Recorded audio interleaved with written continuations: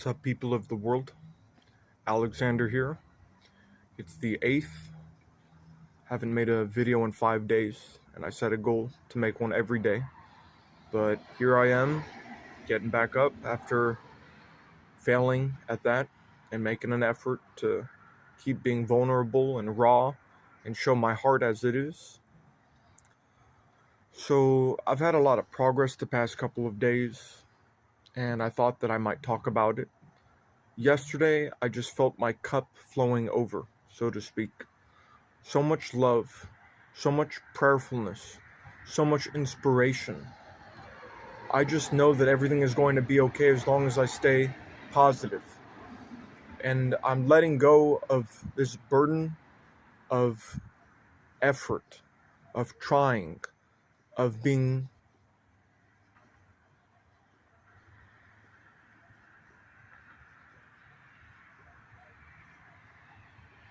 there's a word, hold on.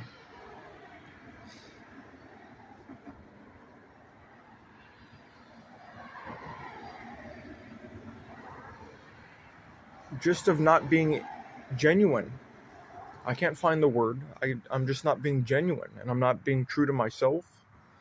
And I'm trying so hard to be somebody that I'm not. And there is no happiness in that. There is happiness in being true to yourself. There is happiness in expressing what you feel truly, with truth, with vulnerability, with openness. And I want to stick to that. I want to be forgiving and open my heart again. And I don't want to be the miserable person whose identity is being miserable.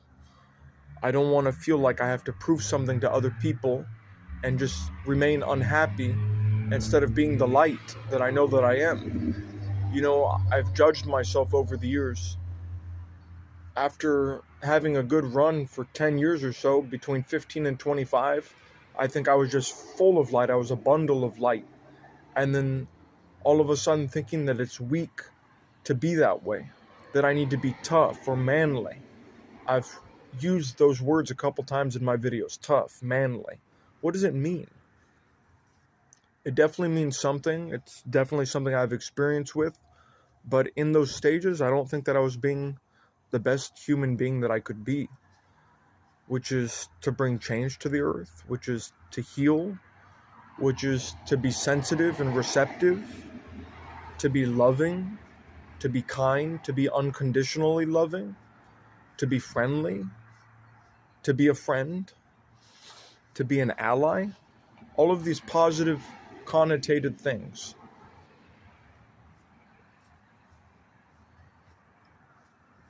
I think the word I was looking for a few minutes ago was superficial. Being superficial. Not being true to myself. So I have a new goal of practicing yoga. I've practiced my breathing techniques again and just slow rhythmic breathing. And I feel like that's going to help me quit smoking tobacco, which I've made a goal. My girlfriend wants me to quit. And I'm quitting for her, but I'm mostly quitting for me. So I'm taking it slowly, one day at a time. I'm still smoking tobacco, but I need to focus on sobriety again. The best years of my life, I was straight edge. I was a singer in the street, but I did not drink alcohol. I did not smoke tobacco. I didn't smoke grass. I was staying away from it. I knew that I had to make an effort. And, as much as an effort was put into staying away from things, I had to make an effort to bring things into my life, to eat lots of vegetables, to drink lots of tea, to drink lots of water, to ride my bike every day, to go on long walks, to jog on occasion. I made a great effort to be very healthy. And I can't stress anything more than the fact that to be healthy is to be happy.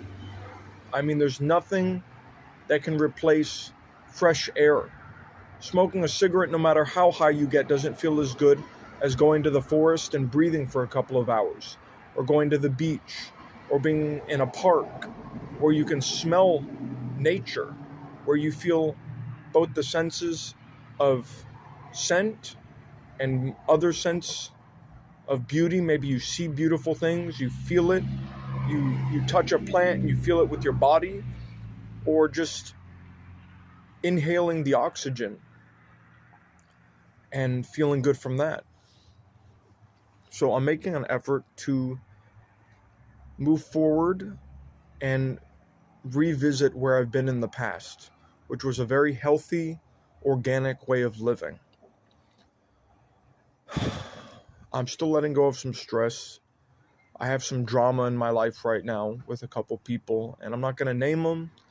It's just, I'm going to get to the overall meditation that I'm on, which is to be forgiving and to be kind and to be warm and not to be cold, not to give anybody the cold shoulder, not to be passive aggressive, just to work on being friendly, being a friend. I remember a time in my life where if somebody didn't like me, I asked the question, why? And I said, why can't we be friends? Why can't we have a loving interaction between us? Why can't we communicate? Why can't we give each other a hug? That's what we're here for on this earth. And I had that loving attitude, and it went away for some years. There were a couple years before I started mental health treatment where I was drinking a lot, I was smoking a lot of grass, and I was just kicking it at the bar with other men. Or even before that, for a couple years, I was hitchhiking, and I met a lot of truckers. So these big, strong guys driving all this freight and cargo, and just exchanging stories and talking and learning things from these older guys, these older gentlemen. And then a culmination of the end of that time, coming back to Northern California to live with my family and not being on my own traveling or just living by myself in a city far away from my family, I came back. And somewhere between there and beginning to take antipsychotic medication for bipolar disorder, mostly it wasn't antipsychotic, it was for mood and stabilization of the emotions for mood, I released this need from me to be loving, to strive toward friendship, to strive toward bonding with people. And I just said something negative to myself. I had negative self-talk. What is it good for? What do I need it? It's weak. It's not useful. It's not going to really make me happy. I know I'm right. They're wrong. People are fucked up. The only person that was fucked up was me. And I know in hindsight and deep in my core that everybody has problems, and everybody in some way has been fucked up from a childhood trauma or an upbringing or something that just didn't go well in their life, and it has scarred them or hurt them or wounded them. Everybody has those problems, but I had that thought, everybody's fucked up, right? And that was just a reflection of how I felt. My heart was in pieces. I was heartbroken over breaking up with my girlfriend. And after I broke up with her, I went hitchhiking for a couple of years. I was just on and off the road. I would visit home for a couple months. I would go back out again after I had energy again. And I would see places. I went to Portland a lot. I went to Seattle a lot. I went to different places in Oregon. I walked around in Oregon. There was a stage in my life where I wasn't hitchhiking. I was just walking from city to city. And I did that for a couple weeks. And then the rest of the months I was hitchhiking mostly. But I was in pieces. I was fucked up, right? And now I'm back together with that girlfriend. And we've known each other for 10 years. And I'm real happy where I'm at. We're building trust every day. I'm sharing personal details, but this is what's going on with me. This prophet right here has a life, has a personal life. And I'm getting ready with words like that to step into the shoes of a prophet. I'm getting ready to have a crowd listening to me, to be a minister, to be a rabbi, to be a cantor, to be a professor, I hope in university. I hope that I can be a spiritual leader as well as a regular person here on this earth, not looking to worship a deity with any people, not looking to be a godhead, to be looked to, but to be a normal person that has a happy life and is dependable from the community and has a lot to contribute, and to help contribute toward the happiness of others and the health of others, and to be a reminder, to be a stronghold for peace, to be a stronghold for healing, to be a stronghold for inspiration, to be a stronghold for expression, to be a stronghold for freedom, for love, for all of the great virtues that exist. So now where I'm moving with my life, I'm putting a lot of pressure on myself and saying and thinking to myself, if I am a prophet, which I believe I am, I think that I need more than ever to stand for peace. I need more than ever to understand what it means to be in balance with the environment, to be in balance with the community, and not to seek thrill, not to seek drama, not to seek highs and lows, and to get high off the rush of that, to get adrenaline, but to take satisfaction in others feeling well and balance themselves, and finding that everybody can share the power, can share the leadership, can share with each other, can share of each other, with each other, share whatever is going on in their lives. Me with my life, I'm sharing right now in this video, I empower myself by making vlogs. And I'm glad I do. I'm very grateful. So I'm moving to Israel this year. There's a part of me that doubts it's going to happen. It's been so many years of talking about it and trying to get off probation, trying to get away from mental health treatment, trying to get the money and the funds to get the ticket and to get whatever I need and be stable once I arrive there and be ready for work or whatever other program the government will help me with in Israel to get on my feet and be stable independently there as a migrant. So a part of me doesn't believe it, but I know that it's happening. Everything is coming into fruition. And I have to get used to this concept of being a prophet. I'm worried. Part of me is worried. What happens if I am in Palestine and I tell a person that I was Jesus? This is big talk. This is, in modern times, big talk. Maybe at a different time in history, it wouldn't have been a big deal if I was reincarnated and I said I was Jesus. And they would have said, hey, half of us were monks with you. We're all holy people. But in modern day Earth, the world is at war. The world has controversy. The world has tension. The world is struggling to survive in terms of nature, thriving. There's a lot going on, and so I can say with certainty that I will have a responsibility, and I have to stay strong. I have to remain strong. I have to practice good self-talk. I have to practice these breathing techniques. I need to go back to doing pranayama and vipassana meditation and practicing asana if I can, asana of yoga.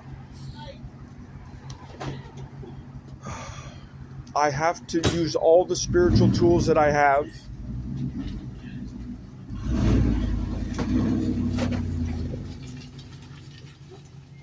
in order to stay afloat. I wrote a song. I actually posted it on this channel. It's not my best recording. I'll make another one when my voice is more open. I'm not coughing from smoking, but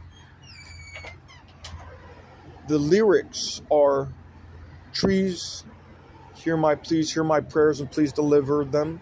May the forces guide me from these storms. Hear my prayers and deliver them. May the forces guide me home so I never get lonely. May the forces guide me from these storms. Hear my prayers and deliver them. May the forces guide me from this sea that I've brought myself to drown in. Now, I felt a fall from grace in 2014. Right before I left Israel. And it was the time at which I met my current girlfriend in Tel Aviv, and I was over there abroad in Israel, And I had just lost my composure, being aggressive, being emotionally abusive. And I thought to myself for so many years that I was prepared for any relationship that would come to me. But to share a private matter of my own, I was the instigator of abuse, and I hurt her, and I tore her down with my words. And it's taken 10 years to heal it and to forgive myself, and for us to work out our differences and still remain in love. What a blessing that we still have each other, and that we found even deeper friendship and communication on the other side of that surface abuse. It was both ways. It went from her to me and me to her. It was mutually abusive, verbally. But it was at this time that I felt the lowest of lows. I said, I'm not right with God now. And I came back to the United States alone, and everything looked different. My perception had changed. I saw darkness. I saw people alone because I felt alone. I projected these new feelings onto the world that I was going through: aloneness, despair, hopelessness, absolute hopelessness. So I wrote that song, May the Forces Guide Me from this sea that I've brought myself to drown in. And so I'm using these spiritual tools now, and for the first time in a long time, I feel whole again. I feel hope. I feel all the mushy-gushy stuff that I felt before. I want hugs. I love hugs. I hugged a tree today. I believe in myself again. I know that everything is going to be okay. And I'm just happier and happier every day. Something clicked this week. A couple weeks ago, it was rising out of depression. A couple weeks before that, it was feeling at peace. Now, peace is on the checklist. Check. Depression and feeling lows and moodiness in between the peace. Check. And now hope and joy and happiness and fulfillment. A deep internal feeling of feeling full. I have what I need. I have what I want. I'm enjoying the world again. I'm enjoying conversation. I'm enjoying the company of other people. I'm enjoying hearing my own voice, hearing my own words while I talk. I hear my words and I recognize in some strange sense this aspect of identity where you can be who you are even if you're silent. But there's a part of you which is cognitive, which I think has to do with the neural network of the body, the brain and the nervous system of the body, being that you recognize your own voice. And when you talk, you are expressing something so personal that it is almost akin to your most intimate version of yourself. So I hear my own words and I sound familiar to myself again. And I'm thinking to myself, there you go, Alex, Alexander. There you go, Aleko. You're getting your life together again. You got it, bro. You made it. You arrived home again. And you did the hard work with mental health treatment, with therapy, with your family, with all the drama, with your friends, with your friendship, with enemies, with being stared down at the grocery store, somebody giving you the evil look, the evil eye. Everywhere, feeling judged by the world. And you healed yourself and forgave yourself and accepted all the realities of life. And beyond that scar on the heart, you have arrived again. And I say in this video with these words, I have arrived. So thank you for listening. I'm going to end this. I'm going to put it on YouTube. God bless you. Thank you for your time. Baruch Hashem, right? Baruch Hashem to all the Jews out there, to Israel. I'm in support of you. I hope we get through this. I hope our people are all right. I hope your people are all right. First generation Israelis, second generation, third generation. All the Israelis, the people that have migrated and the people. But the people I'm saying also with the most heart. I'm trying to say the people that were born there. I'm here for you. Even though I'm migrating, I know I'm still going to be a second generation. But I'm in full support of you, and I pray for your peace So thanks for that really complicated prayer. Thank you for listening. God bless. Bye.